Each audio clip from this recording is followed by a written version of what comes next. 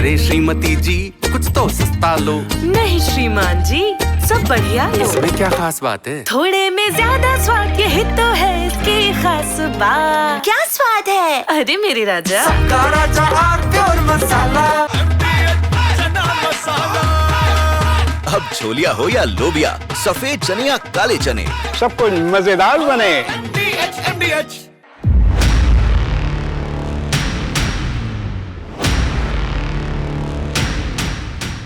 नमस्कार, देश की बात में आप सभी का स्वागत है, अभिनंदन है। पिछले दिनों देश में एक बड़ी घटना घट गई। संसद के सत्र के दौरान उपराष्ट्रपति के पद से जगदीप धनखड़ ने इस्तीफा दे दिया। उपराष्ट्रपति राज्यसभा के सभापति भी होते हैं। उनके इस्तीफे से सैकड़ों सवाल खड़े हो गए और हजारों कहानियां आ गई बाजार में। हर के पास एक नई कहानी, धनखड़ ने इस्तीफा क्यों दिया, जानिए मेरे साथ। सबने अपनी अपनी बुद्धि विवेक से पांसा फेंका जहां तक जाए। जाहिर सी बात है कि धनखड़ ने तो अभी किसी को बताया नहीं कि मैंने इस्तीफा क्यों दिया। जो टाइप्ड इस्तीफा है उसके अलावा तो किसी को कुछ बोले नहीं अभी। लेकिन लोगों ने अपने अपने ढंग से उसकी व्याख्या की और विवेचना की है, धनखड़ के इस्तीफा प्रसंग की। अब बड़ा प्रश्न ये खड़ा होता है कि एक बहुसंख्यक लोगों की धारणा ये बन रही है,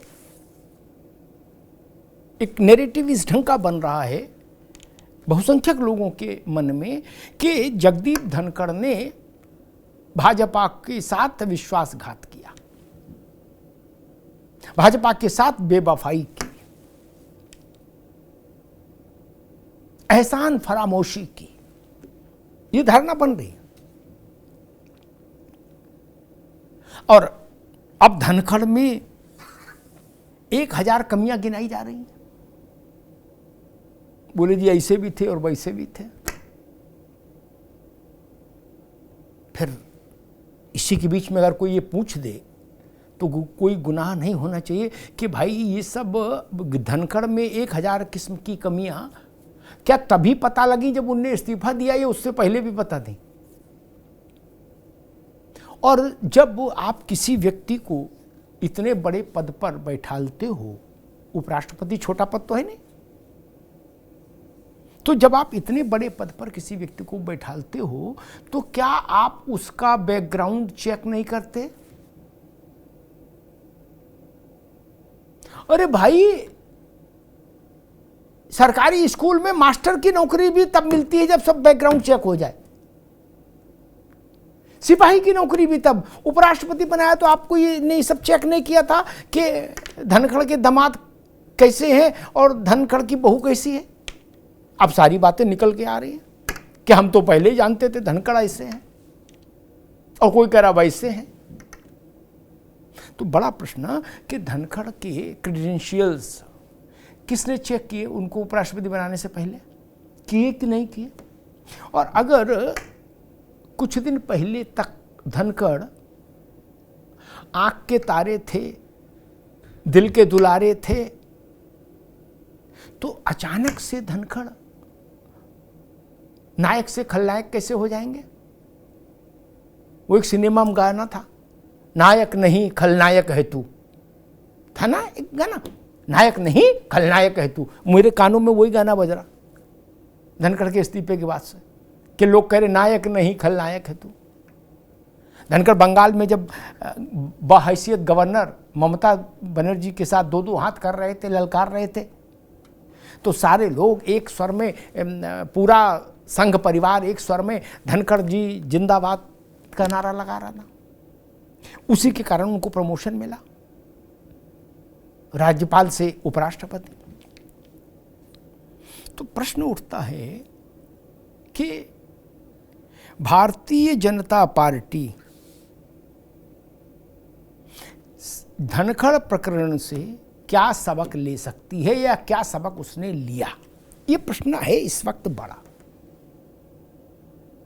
धनखड़ या कोई भी व्यक्ति देश के संदर्भ में इतना बड़ा नहीं होता। पार्टी के संदर्भ में भी कोई एक इंडिविजुअल व्यक्ति बहुत बड़ा नहीं, व्यक्ति आते जाते रहते हैं। लेकिन मूल विषय कि क्या भाजपा ने धनखड़ कांड से कोई सबक सीखा या नहीं। भाजपा के अंदर 2014 से एक इस ढंग का राजनीतिक उदारवाद लागू हुआ कि ढूंढ ढूंढ के लगा विपक्षी लोगों को पार्टी में लाओ, जो जहां मिल जाए उसको गाड़ी में बैठा लो, तुरंत पार्टी ऑफिस ले आके छोड़ो, उसको एक कमल के निशान वाला पटका पहनाओ, तुरंत फोटो खींच के मेंबर बना दो, और नहीं तो मिस्ड कॉल से भी मेंबर बन रहा है, लेकिन भागे नहीं। तो एक बाढ़ सी आ गई भाजपा के भीतर, शहर में, गांव में, जिले में, मंडल में, क्षेत्र में, प्रदेश में, देश में, हर स्तर पर। आप भाजपा के संघनिष्ठ कार्यकर्ता यानी जो स्वयंसेवक से भाजपा के कार्यकर्ता बने, उनसे पूछिए कभी हौले से, वो अपने यहाँ की स्थिति आपके सामने रख देंगे कि अरे भाई साहब अब कौन पूछ रहा है हम लोगों को, अब तो बाहर वाले आ गए वही चला रहे हैं राजपाट। क्या ये स्थिति गांव गांव, शहर शहर, कस्बे कस्बे हुई? इतने दरवाजे क्यों खोल दिए, और अगर खोले तो फिर ठोक बजा के लोगों को अंदर एंट्री क्यों नहीं दी? कोई धनखड़ निकल जाए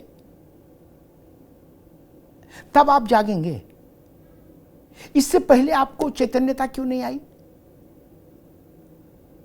जो लोग भाजपा में ऐसे महत्वपूर्ण पदों पर बैठे हैं जिनके राजनीतिक संस्कार संघ के पाठशाला से नहीं आए हैं,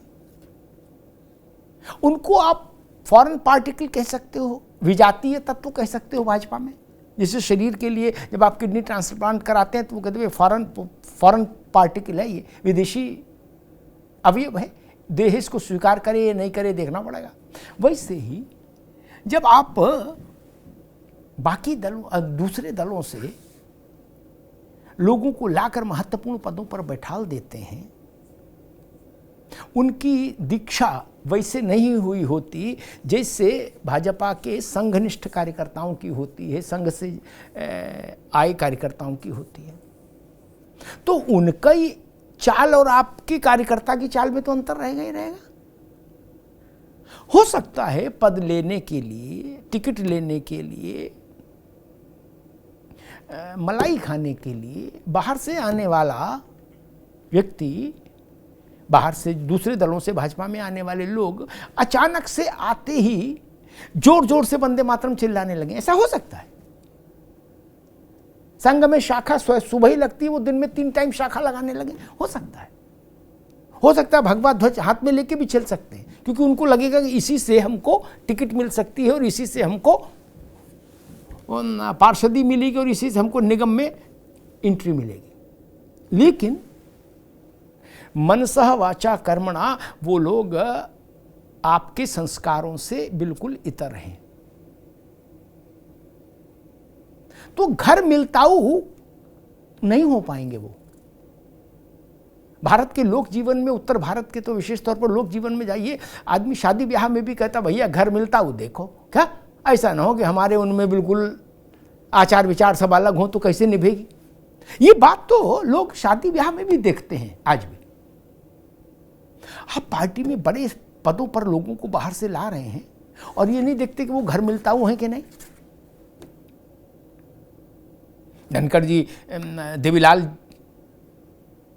के आशीर्वाद से चलना शुरू किए, चंद्रशेखर जी के शिष्य रहे, फिर एक दौर में इन सबको किनारे करके वो राजीव जी के नजदीक आने की उन्होंने का लक्ष्य साधा और फिर भाजपा ही हो गए। मैं मेरिट डिमेरिट में नहीं जा रहा, लेकिन ये तो भाजपा को भी सोचना चाहिए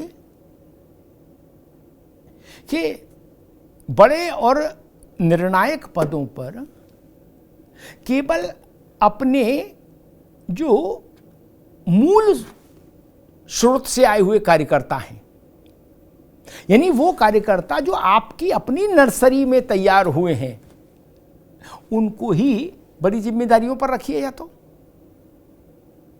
और अगर ऐसा नहीं तो फिर उनके किसी कौतुक पर शोक मत मनाइए। ये मत कहिए कि ये एहसान फरामोश है। आपने उनकी जांच पड़ताल नहीं की और अपने कार्यकर्ता के ऊपर लाके बैठा दिया। चुनाव में देखिए, हर चुनाव में तमाम लोग ऐसे होते हैं जो 10 दिन 15 दिन पहले भाजपा में आते हैं और अचानक से सांसद और विधायक बना देती है पार्टी उनको। फिर सोचिए, जो लोग 10 साल से मेहनत कर रहे हैं, सुबह 3 बजे उठकर नहा धो के निवृत्त होकर 4 बजे संघ की शाखा में जा रहे हैं, नमस्ते सदा वत्सले मातृभूमि कर रहे हैं, उनके दिल पे क्या बीतती होगी। और ये मानकर चलिए, दूसरे घर से जो आएगा उसका आचार विचार अपने पूर्व घर जैसा ही होगा। आप उससे ये अपेक्षा अगर रखते हैं तो फिर आप खुद ये अतिरंजना का शिकार है, अतिवाद का शिकार है। मैंने एक बार अमर सिंह जी किसी कारण से चर्चा में थे, अमर सिंह समाजवादी पार्टी वाले, कुछ विचित्र बात बोल दी थी। मैं जनेश्वर जी से मिला, उनको छोटे लोहिया भी कहा जाता था, योग्य व्यक्ति थे, समाजवाद की उनको समझ थी। लोहिया जी से, अरे जनेश्वर जी से मैंने कहा, भाई इनको आप समझाए थे क्यों नहीं अमर सिंह को? तो उनका आगे, अग्निहोत्री जी, अमर सिंह हमारे स्कूल के विद्यार्थी नहीं है, ये ग्रेजुएशन करके आए हैं हमारे यहाँ। क्या अब क्या समझाएंगे इनको, ये खुद समझा के आए हैं। और बोले जहां से ये आए हैं उन पर उन्हीं की छाप रहेगी। जान लीजिए कितनी बड़ी बात कही थी। बात जनेश्वर मिश्र की अमर सिंह पर कही हुई बात भाजपा को याद रखनी चाहिए। छोटे बच्चों को आप किसी भी माहौल में ढाल सकते हैं, पढ़े पढ़ाए को दोबारा से केजी में दाखिला नहीं दिला सकते।